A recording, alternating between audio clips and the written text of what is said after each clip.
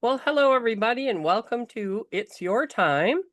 And it is your time today to meet I'm Donna, by the way, in case you didn't know.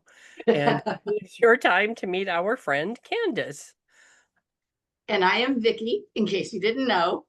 And Candace is she is a registered nurse with a master's in nursing education and as well as a Reiki Master. So she's got a wealth of knowledge to talk to us about. This is exciting. I'm so excited. And I haven't seen you since we met um, I know. at Carefree, and we had so much fun together. Oh my God, I know. It's hysterical. You said that I brought out your humor, which I just thought you were humorous. I thought you were hilarious. I have a very serious side and I have to let my humor come out. It's not always accepted, Donna, my version of Oh, humor. Oh, well, you'd be surprised what we come up with. I understand that. Well, I don't know I don't know. It just seems like mine. So that was so neat. That I was know it really merged quite well. It was hysterical. yeah, it was. Yeah, it was. So anyway, so I guess we start with please describe your spiritual journey. I guess we need did you say that she is a Reiki master and what was the other thing? She's a registered nurse with a master's in nursing education. Okay. All right. Perfect. All right. Go for it, Candace. So, to stay succinct on kind of what the topic is that we're going to be discussing, I'll talk about that piece of the journey. Going back to the humor and what's accepted, what's not accepted, I've had a journey of not fitting in. And so I remember when I went to nursing school, my mother was so excited. She was a person way ahead of her time, and she was thinking like, how could I take my nursing and combine it with like polarity therapy? And at that time period, I did not verbally say this to her, but inside there was this huge trigger of I will never be respected if I ever discuss this. Can I interject and ask what is polarity therapy? Yeah, well, that would be question number one, Mom. Um, it had to do with balancing energy Okay. and within the body and all these different techniques and things like that. Like the nursing world that the 80s is when I was just coming out of nursing school, and it was very regimented, very structured. It was a different body of knowledge looking at the nurturing holistic, if you go back to Florence Nightingale, but it was bumping up hard against the medical world. And it's the medical world that was impacting where nursing could be going. And so fast forward into that journey was me trying to fit into this very regimented, disciplined world with a lot of insecurities. I have dyslexia. There was all kinds of insecurities that were going on with me and to play this role. And so what happened in that journey was that I stumbled upon Reiki. Um, and when I stumbled upon Reiki, it opened up a whole nother avenue. And my mother at that time period developed ovarian cancer. And so the two pieces began to merge, and I had this willingness to step outside of my comfort zone. However, I hid behind nursing research of Reiki. So I was able to be like a chameleon and use the authority that wasn't the gold standard, but it certainly was nursing language. Mhm. That's fantastic, actually, if you think about it. That's wonderful. Definitely part of bridging in the two pieces together. I definitely was part of pioneering in um, bonding these two worlds together. Great. That's great. So can you tell us a little bit about how it came to be? Because I know that you have um, Well, I know that you have a wealth of knowledge and a wealth of experience. So how hard was it to get Reiki into some of your therapies? So how that started out again was this curiosity of being exposed to Reiki. And in that world, I began to discover some fundamental research that was done. There was a Doris Kuntz was doing studies on prayer on plants.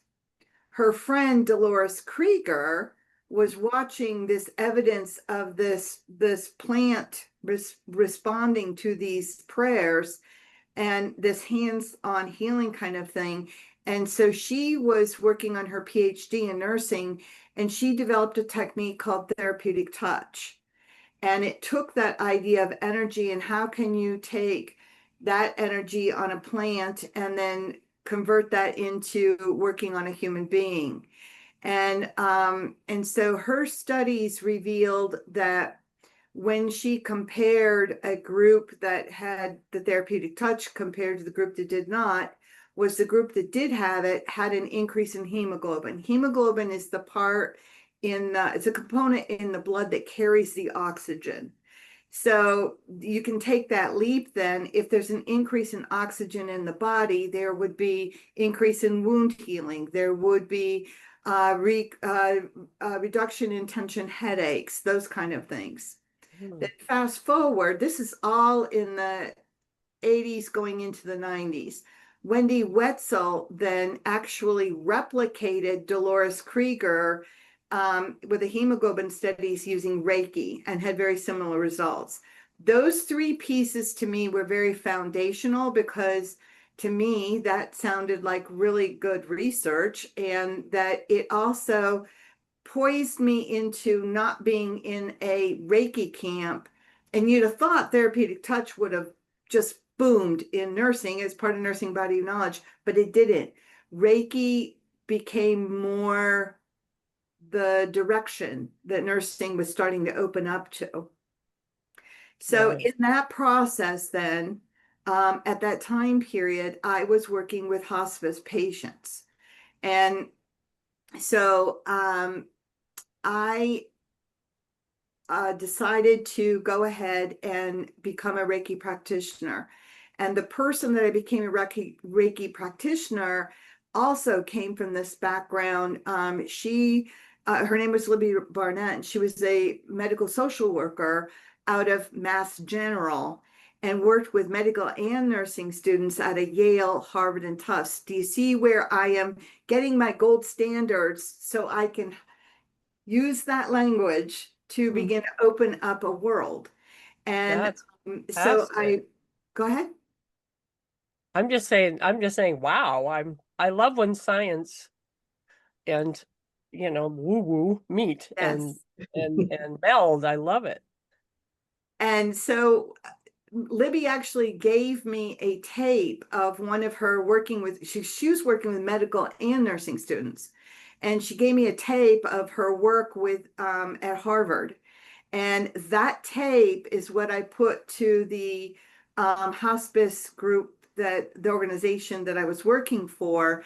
And that opened up a window for me to practice on staff so they could experience it. That opened up for me to develop policy and procedure so that we could be very structured in that discipline world to implement it with hospice patients. Yeah, I think that's amazing that she was one of the ones who actually started integrating Reiki into the hospice world. It's amazing. I had no idea. That's so exciting. So you implemented it for all nurses or just for where you were, or has it spread? Are other hospitals using this or hospices? So at that time period, this is where the discipline of nursing was helpful, because in the policy and procedure it was very clear about like who did you become trained with, that you had to produce your certificate, that there were certain rules, there had to be consent, you had to explain to the patient, they had to be open and willing for it.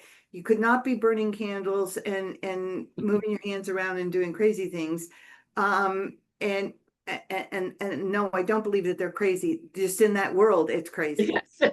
Um, Not saying you can't burn your candles. right. Not saying you can't burn your candles. I burn mine all the time. But in that setting and at that time period, it was very, very important to bring, you might say, this woo-woo thing into a very serious place where a lot of belief systems are involved. And so you want to be very sure and careful about how to navigate all that. And so since that time, it has exploded. There was at that time period, there was a physician, this is all out of New England. There was a physician that was at Portsmouth Regional Hospital that wanted his patients to have had Reiki treatments prior to his surgeries because they had better outcomes. That was another piece that opened things up a little bit. Now, fast forward, I can say, looking at now and in Arizona, that the metropolitan Phoenix area, it is mostly about hospice where this is kind of opened up to. But there is a couple of banner hospitals that actually have on the elevator, we have Reiki practitioners, volunteers. Call this phone number for the family, for the patient, for even the staff. And there's also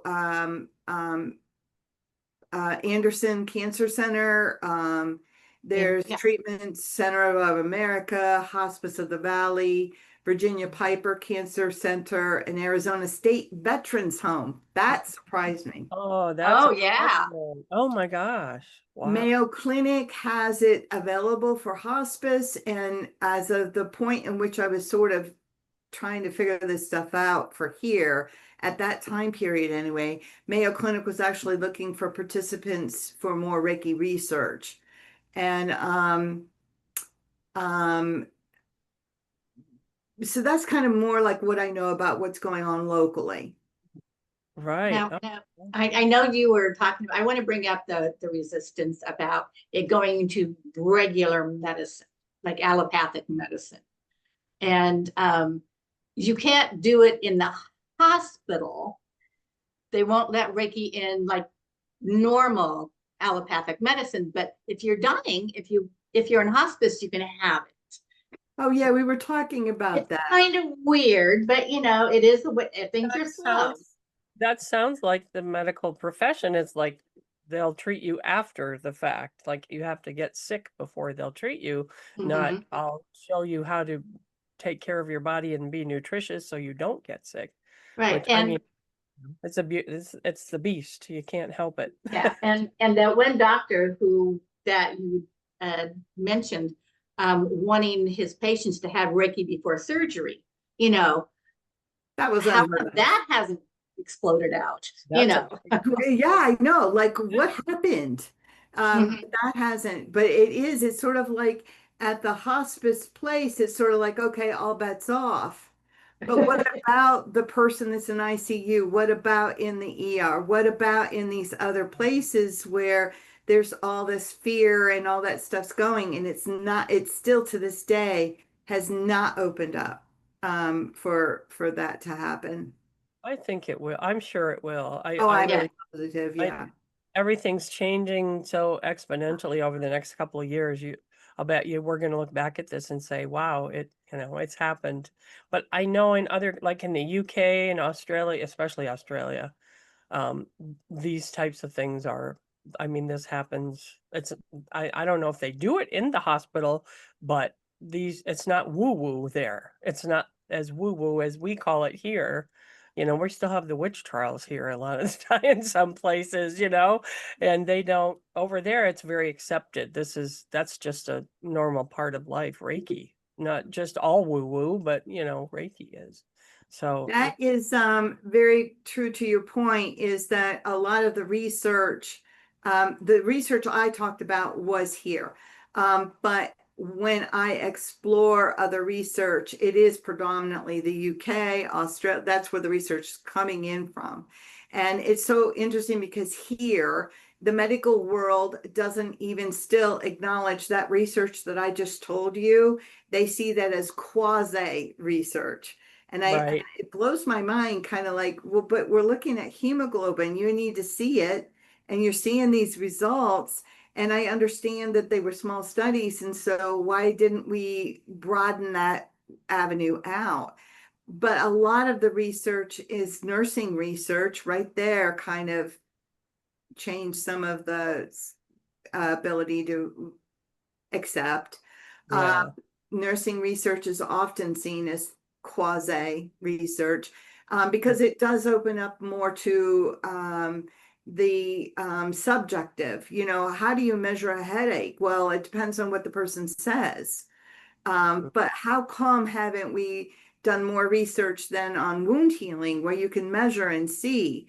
You know, so it's kind of an interesting, to your point though, I believe that this is going to continue to grow. I, And, I was just wondering, maybe Big Pharma has something to do with this too. Well, I'm I sure. do believe that to some degree that you're correct, but to try to simplify this as much as I can condense it, nursing in the United States started out during the Civil War, and at that time period, there was this need, this call for women to step up to the plate out on the battlefields. And so they looked to England, to Florence Nightingale, on what is a way to train these nurses. And so Florence Nightingale had this wide open thing with all this money. We did not have that here in America.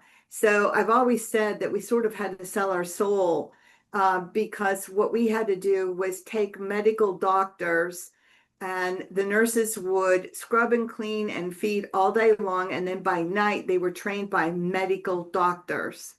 So in a way, that's where this started, where the United States and nursing had this mixture of the masculine, feminine together that was not happening in Europe. Oh, wow. That is really interesting. I hadn't thought of that. That I knew it started in the Civil War. We all learned that in school, I Mhm. guess. Yeah, Right. this has been something that Candace has been Wow. so, she's dived into wartime nursing, and I think she probably has a lot of experience in past lives with the wartime nursing. You like how I I've read shot a that lot in of the there? yeah, I've read a lot of the diaries. Yes, she's read a lot of the Wow. diaries, and she carries a lot of that in her. I can totally see that. Yeah. Yeah. I totally see that. Wow. That's so incredible. So, I mean, I don't even know what else to say. It's just there's so much to Yes. think about. That's for everyone to think about. Another thing that she has brought her alternative therapies into, which is more than just Reiki. It also includes aromatherapy and breath work.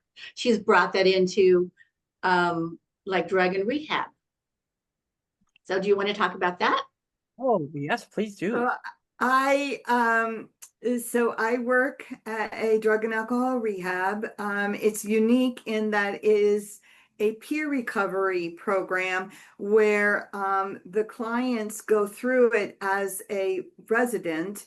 When they've completed the program, then if there's a match, then they're offered a position. They start out as a volunteer and they work themselves up, like to the kitchen. And the CEO is like 35 years sober, but there's very few people in that organization that don't have that lived experience of going through that process. And Mhm. so being in that environment, they are also they live and breathe their AA steps to this day. And they are the ones that are working with the clients. And I got this phone call where, Candace, what can you do to help with the going through the detox phase of all of this, that's when we lose a lot of, just leave. Or it's very dramatic. And my initial response was, what? Why are you calling me about this? And then I had this like, oh, unbeknownst to them, I had this big history back in the 90s with this hospice. Let's look at the two populations. There's a lot of commonalities: out of control, fear, a lot of body experiences kind of going on. And so, so I started to focus in on like auditory would be esophageal music, which is also very ancient, and it goes back to the Gregorian chanting, right? And that goes through a different system, so it can bypass all these crazy things that are going on by going in through the auditory system. Then the olfactory system with the aromatherapy, that also bypasses a lot of the blocks that are going on. And then you combine that with breathing, and then, hey, why don't we throw in Reiki? And so I got a Reiki master. I thought it would be a conflict of interest if I was the Reiki master too. So I got, actually who I got was a gal who for 6 years volunteered at Banner Hospital every Wednesday for 6 years. Her employment honored that as kind of like a tithing of time. And so for 6 years, she would go in and work at Banner Hospital. So she knew a lot about out of control settings, things going crazy around you. And so none of this laying down on a nice little bed and doing all this, nice soft stuff. It was, things are moving, things are quick, everybody's crazy. And so she had that experience. Then I had another Reiki master that partnered with her that had a history of alcoholism. So those two pieces together was a very strong combination. Remember, these are peer recovery. So the Reiki masters that were retrained had history of their addiction, and they were now going to be practicing on current clients that were going through what they had experienced. So that was an amazing journey of pulling in all these different modalities to assist in that process of recovery. That I just as a little thing, because you had said it like yesterday, is like for the aromatherapy, you were talking about the black pepper smell. Oh yeah. Yes, because that was fascinating to me. Right, because to put this together took a lot of research. And I discovered that black pepper, which doesn't smell the way you think it would, and you don't sneeze. I can tell you from personal experience, don't inhale it really deeply because your eyes will water and you will be in a lot of pain, because that's what happened to me. I was experimenting with it. But if you just whiff, known for triggers. It goes to this whole thing about these blocks that are going on because of all the drug and alcohol abuse, with the olfactory, the auditory, the black pepper stops a trigger, especially for smoking, believe it or not, but with all triggers. So when you feel the trigger, you sniff your sniffer. And so we actually make that available to clients. Wow. Oh my gosh, that's lavender, incredible. orange, black pepper, peppermint, and eucalyptus and peppermint. Those are the 6 that this facility will make available. Wow.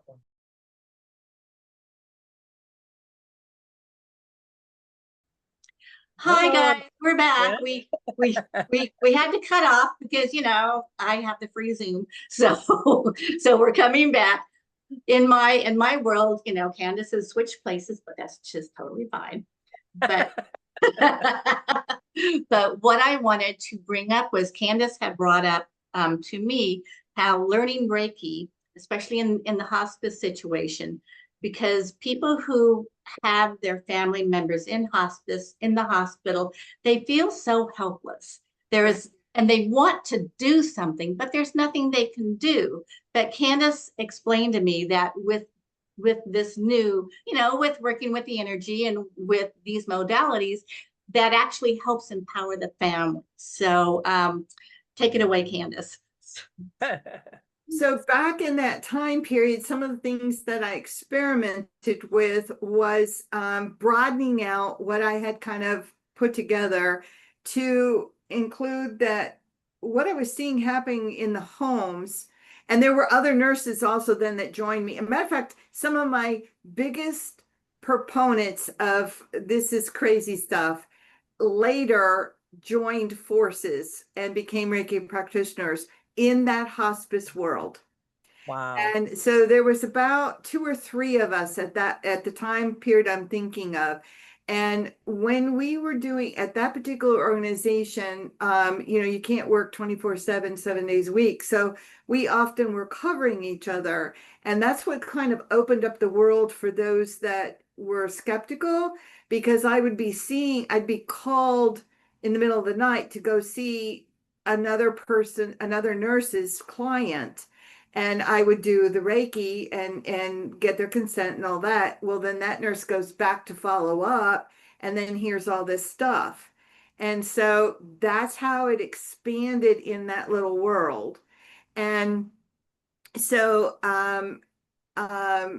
one of the other pieces that opened up, these were not my patients. They were another person's patient.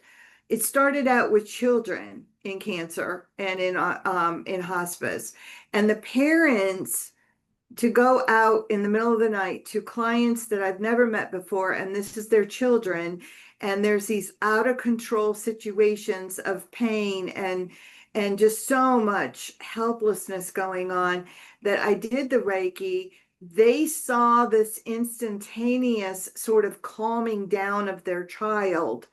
And so again, being very careful of these 2 worlds that I'm juggling here, I did not give a name of a Reiki master for them to receive training in Reiki. I gave a list. Therefore, I'm not recommending. I am giving a resource list.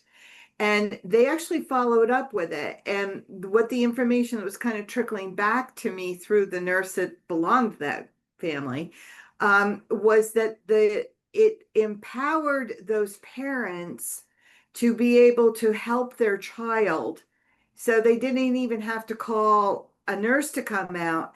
They could go through those last stages are insane. You're watching, I was explaining this to Vicki, you're watching somebody being your child. I can't even comprehend. It's bad enough a parent. Yeah, with a parent. Yes. Right. But you're watching them struggle to breathe. And so as a nurse, what I knew was that the morphine inside of the body of this person, the morphine was making the brain not realizing it didn't have enough oxygen. But the body itself is the mechanism of the body. This has nothing to do with the mind. This has to do with the survival of the body and all the mechanisms that are going on. So the struggle is about a physical sensation. The physical body is struggling to stay alive. The person is not experiencing that. Most of the time, I believe that the essence of the person's already kind of stepped out of that body. But when you're using Reiki, it's almost like, so how Reiki works is that the practitioner is a straw, and the essence of the person is pulling in, you might say, God source.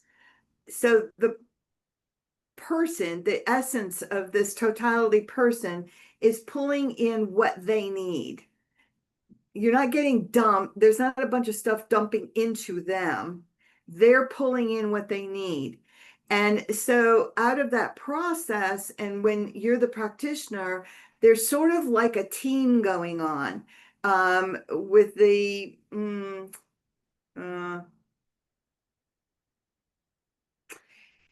with the totality of who I am combined with the totality of who the client is.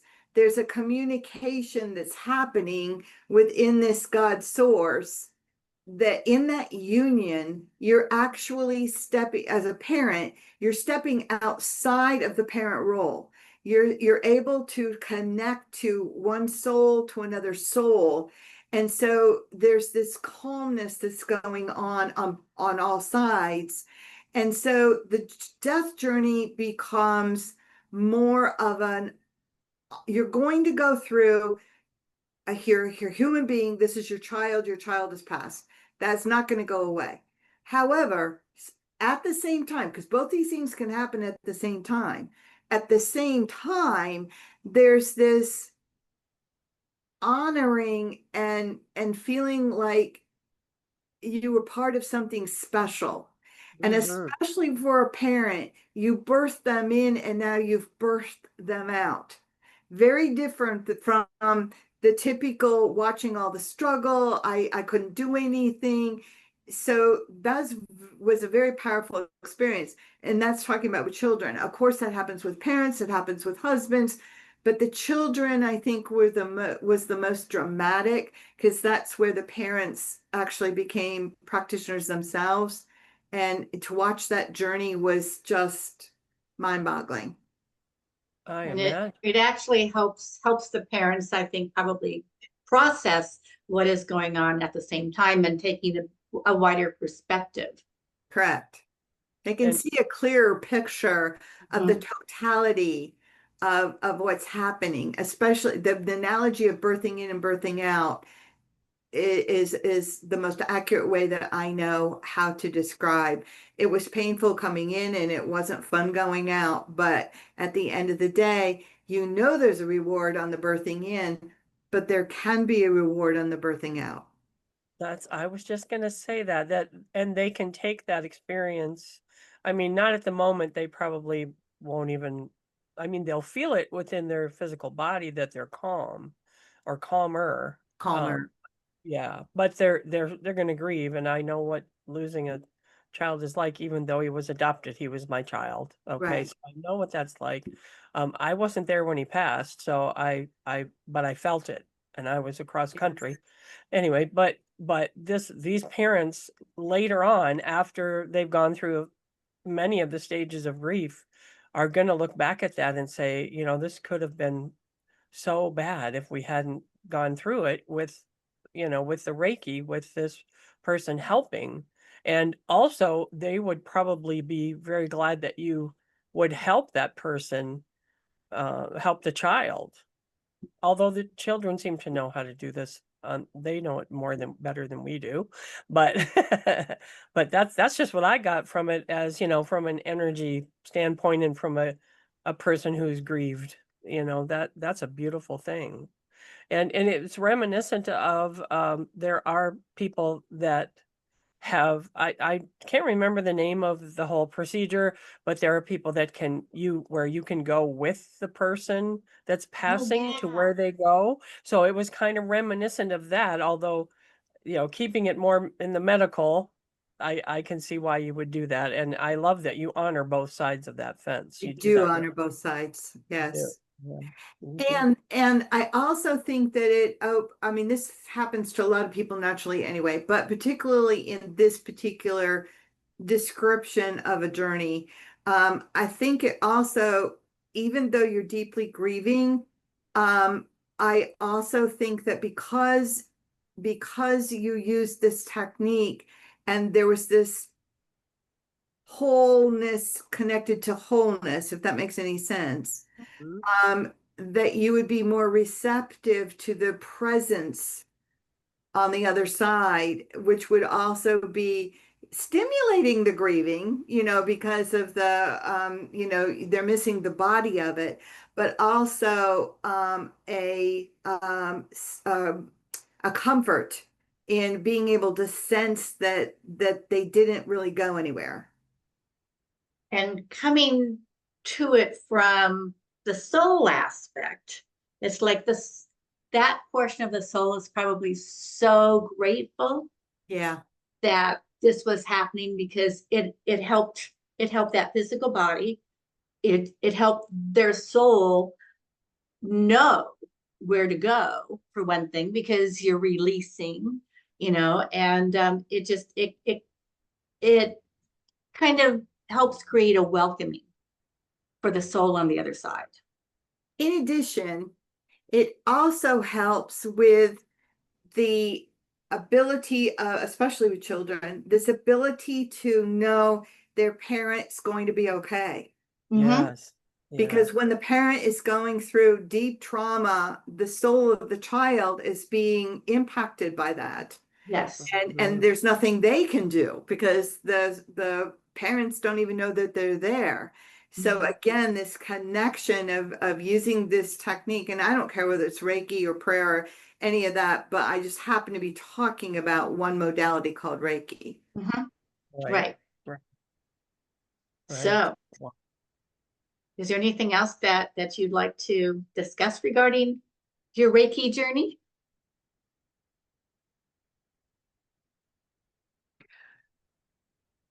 So I will go. I know you want to say something. So I know where Vicky's going with this.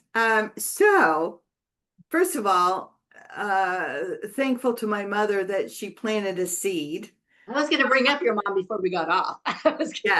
Yes. My mother was extraordinary. Her ovarian cancer, when she was diagnosed, they opened her up and said, huh, too bad, so sad, you're over.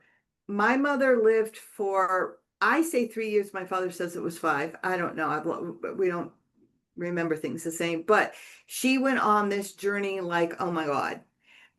She was always very, very spiritual, kind of into a lot of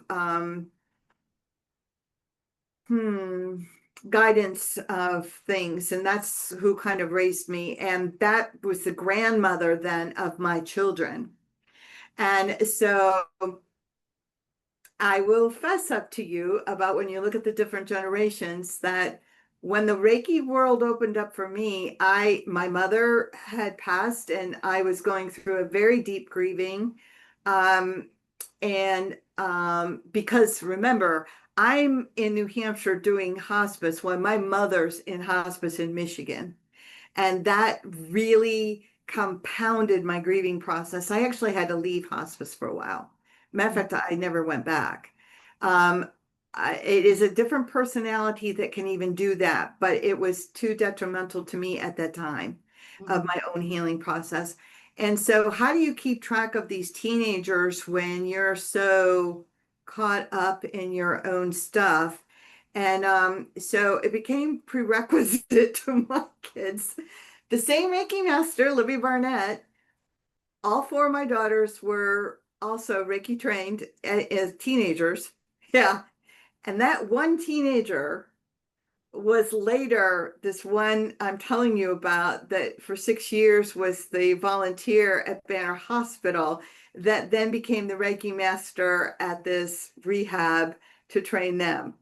So it really was very interesting. The grandmother, the mother, the child. It just, you've done, Dawna, you've met her. I have. Yes, I have. It was Shari that was sitting in front of her at Cave Creek. That's Shari. Yeah. Oh, okay. So, I was thinking it was, I remember at the luncheon, she was That's what sitting, I'm talking about. the one who makes the yummy popcorn. Yeah, I remember. Of course, I'd remember something about popcorn. Yes, right. Yeah, she was sitting next to Vicki, I believe. Yeah. So there was some real energy there. And I mean, I see people in 3D, I see people as physical beings, but I feel the energy more than I can hear a person's voice. I don't know how else to explain it. So, the energy in that at that luncheon, there were little pockets of different kinds of energy. Yes, there But was. this one right here with all you guys was like, wow, really large, wonderful, Yes, yes, happy and joyous. Yeah. yes. And now Yes. I know why I can't feel energy. Because there's so much around you. Well, I get because I got nothing here. I got nothing in my tummy. Oh, I because feel of your energy. human design. Yes. Yeah. Right, right, right, Because right, I right. always wondered, well, how come I can't feel energy? Well, I'm not supposed to. That's just- Well, We that's all true. are unique pieces of a puzzle. There's no doubt about that. That's why the unity and why we need each other, Mhm. and still yet stay individual, because we bring something very important to the table. That's Yeah. a really interesting adventure too. But yeah, so was initiated into Reiki as a teenager. All my girls actually participated in a free clinic that was offered by that Reiki. Was it Libby? Oh, it was a different Reiki master who heard about my kids. And Uh, so she would offer this free, it was at a church. And all of them would participate. I think it was like once a month or something. I was too busy in my grieving stuff, but I knew that by them doing this, that they had to answer to their own self. I knew that they were in an energy thing that would kind of take care of them in their grieving process. I'm not saying I wasn't completely available, but I mean unavailable. But I do remember my daughter, my oldest daughter, saying to me that she clearly still remembers that time period where I was available to feed them, to take them where they needed to go, but I was emotionally completely detached. right, right. And I so this was my way of trying to care for them when I could not. And Right. so Shari went on to, at the time, it was called joy breathing. I don't know what it's called now, but she still practices that technique too. What's, it's where you do that. There's initials, D's, M, blah, blah, blah. You do all this Oh, rapid breathing and it puts you in this altered state. Do you guys know what I'm talking about? all I know of is Joe like Dispenza is the one who does it. oh yeah. Oh, I don't know the name of that, but Yeah. Me neither. DC, But maybe that's it.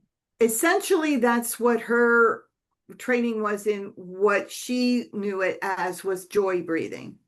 And Ah. in those altered states, you can go into different states of consciousness to heal things.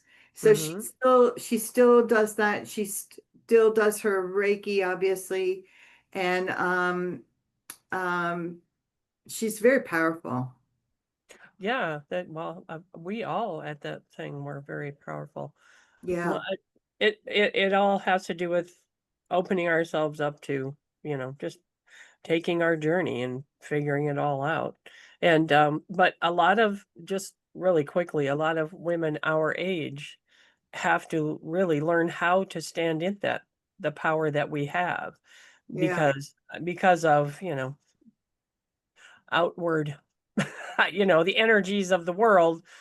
We were taught not to blow our own horn or not just to talk about our skills as though, and there's nothing wrong with saying, I have this skill, I have this skill, I have that skill. You're not saying, I'm so good at this, or on the other hand, a lot of women downplay it. So Mhm. it's like a balancing act. And now you have both where you're staying in the medical world and the woo woo world and balancing that also and doing that very well. So And she's done that since the 90s. It's been yeah, a long and winding road for our Candace. yes. right. When I think back on it, so to your point, Donna, first of all, with my learning disabilities in the world of medicine, I don't know even how you made it. oh, I learned very quickly about um, ways of compensating, taking an order on the phone, and it was 52. No time, all the time. I'd be writing it down as 25. So I had Wow. to learn how to repeat it back. It was repeating it back that I could see so I could change it immediately. I had to triple, quadruple. I'm not exaggerating. I would pull up into a parking lot to go to work and say, dear God, please don't let me kill somebody. That is why I left cardiac kind of mainstream nursing and went into hospice, because in hospice, you get in your car and you're driving one place to another place. You can organize your brain and then reorganize it for the new, and then walk in and be more organized and fresh. And so I've learned my career led me exactly the way it needed to go. Uh, Right. but it took me a long time to see that my journey was using my gifts and that they were actually gifts. So I will also say, yes, I work at this drug and alcohol rehab, but I also am an instructor to nursing students. And in this drug and alcohol rehab, that's where we do our clinicals. And so one of the things that I've learned about this path of mine is that I also, in my willingness to be vulnerable and not remember names of things in a world that's very structured, I'm role modeling to them that I am not stupid, and no, I don't know all the answers. And that helps them then with their confidence, if especially if they have similar things going on with them, that they're okay just the way they are. They're just going to have to figure it out the same way I did. Because Right. nursing, the beauty about nursing is there's so many, it's like a suitcase. You can pack it up and take it wherever it is that you are being led to go. Right. Wow. So in your training, these are it's mostly women, right, that are going for this nursing training? Mostly there are men, thank goodness, because the men are opening up. Let's go back to balancing everything. The men Mhm. are bringing something to the plate. Women, like we're talking about salaries. Nurses are paid so much less, but as the men come in and they say, "Are you freaking kidding me?" It's changing the structure in a good way. Good. Yeah. See, now, and that is a good example of, we're always saying, oh, the feminine energy is going to take over and help everybody. Well, the masculine energy is helpful too. Has to be balanced. Yes, yes, Yeah. that's beautiful. I love that because I where my mom was in a nursing home and then hospice, I guess you would say. Even though they didn't change her room, they did both in this place, and there was a male nurse who I will forever be thankful to, well, two actually, that I love them all, but the male I was they tipped the scales on a lot of things. They were helpful in because you're as a woman, you're used, and my mother being a woman, you're used to things going a certain way, but my mother was of the generation where a male had to tell her something and she would listen, but if a woman told her she would, other Yes. than me, she wouldn't Yes. necessarily listen. So if with the male nurses, that helped a lot. So I am just so excited about all of this. This is Wasn't it a fascinating it conversation? is fascinating, and it's great to get all these ideas out there to let people know that this is opening up, and these two worlds are melding in this Yes. in new earth or whatever you want to call it, the way that we're headed. It's not just we're not just getting rid of the old, we're melding it and bringing forth the best out of two worlds, I think, in this. So that is so great. I thank you so much for opening up about all this stuff, and be to, like you said, walking the in both worlds, that it's not gonna harm your the medical world, and it's gonna help us definitely. So I and appreciate. and her struggles with dyslexia and Yeah. becoming the person that she's become, you Yeah, know. and you have the confidence. Well, mine was finding out I had ADHD, and I don't like labels, and now I don't I know. usually, I don't usually like to label it, but when I found out that that's why I do those things, that was liberating. It is very It liberating, it yes. is. And like you said, you're going from one place to another. As I used to just get upset, upset, upset, and it would snowball. Now it's like if something happens where I don't understand, instead of saying, I don't understand, now I'm like, well, I don't understand. How can I look at it a different way? Can somebody else explain it to me better? I'm open to whatever, can come to me that's going to help me, and structure, to put things in a structure. Like I was saying to Vicki, that has to be, if I'm learning something new that I don't understand, it has to be ABC. Once I have it, and I'll learn it fast, but once I have it, it's there forever. But, and you learn when you have, and I know people that are, there are a lot of people that are in rehab and who are, have become clean and working on, I can't even think of the words. I know them all, but, so, and I have been to many of those meetings, etc., not for myself necessarily, but they have helped me too. So this is I want to actually speak to that actually, because this is another important thing about these worlds merging together is that, first of all, these nursing students, I've taught them these coping skills with aromatherapy, yada, yada. So when they're sitting down with the clients, they're reinforcing this. So that they're providing, the inhalers and EFT tapping, breathing techniques. They developed the students developed all the handouts to reinforce the learning. And here's the biggest takeaway. Most of my students come in either with history in their family, or their friends, and it's coming in from a whole different, emotional thing. And a lot of them are very triggered that they to find out that this is their clinical. Mhm. Then there's another group that have never been exposed at all.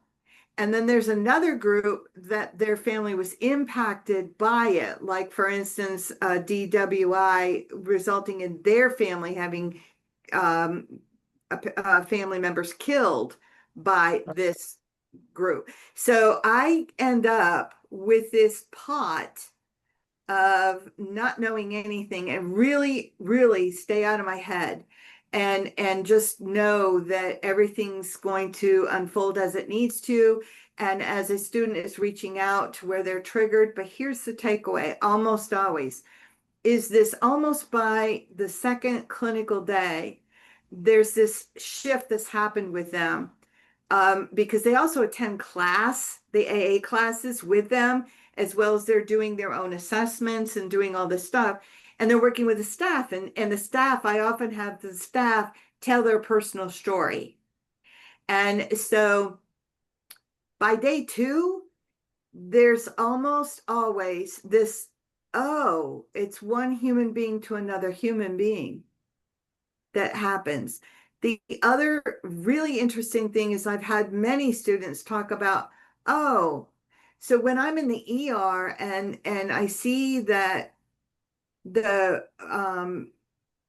client comes in and talks about they're in terrible pain, but they're in recovery, they're almost always immediately treated like they're still an addict. Well, and they are, but there's a Right. difference.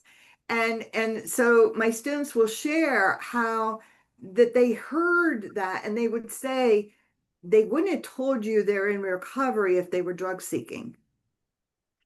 Right. So when They're you saying think that because they don't want you to give them narcotics. Yeah, that's exactly, it. they're terrified of that. They're Yep. genuinely in pain. And so now these students have breathing techniques to work with them as they're trying to figure things out. And what I'm also noticing through the back door is that these nursing students are also receiving all these coping mechanisms for them to apply to their own self with the breathing, because this is a very hard world to be in nursing, to about the breathing techniques and the self-care and all that kind of stuff. So it's really been interesting to see how this is all. I've been doing that for probably over 10 years, and the evolution of where all these pieces are coming to my conscious mind of, as I told you before, I have no idea what I'm doing, up here. And but now as time goes by, I'm starting to kind of see all these little pieces that I'm bringing to the table, and it's not me, it's me being guided and listening. Right. Right. Listening and receiving. That's it. Exactly.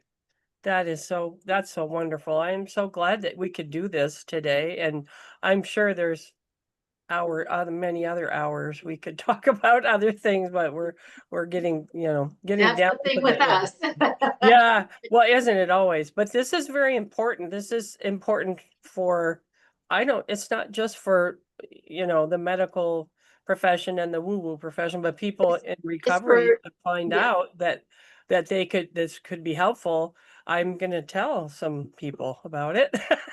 There's the recovery aspect, there is the hospice aspect, there is the illness aspect, Right. And losing a child and all going through the grieving. That is, if you have to be commended for all that, how many souls that you have helped, that were going to the other side, and how many parents, how many, Mhm. families. I thank you so much for being there And to. she's raised 4 daughters who are on this path also That's in right. their own ways.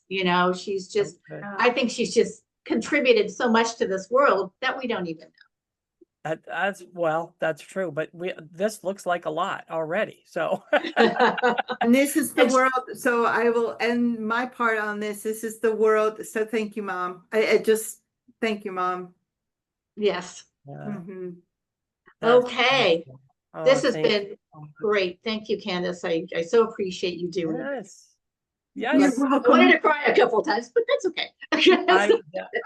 Yeah. And I was so happy to see your beautiful face again. I know, I felt the same way, Donna. Oh my God. Yeah. Okay, well, thank you all. If you stayed till this time, thank you The so much end. for Yeah. staying with us. We really appreciate it. And thank So you all I'm gonna of say you. Thank you, Candace. I love you guys. love you. you. Bye All right. bye. Bye.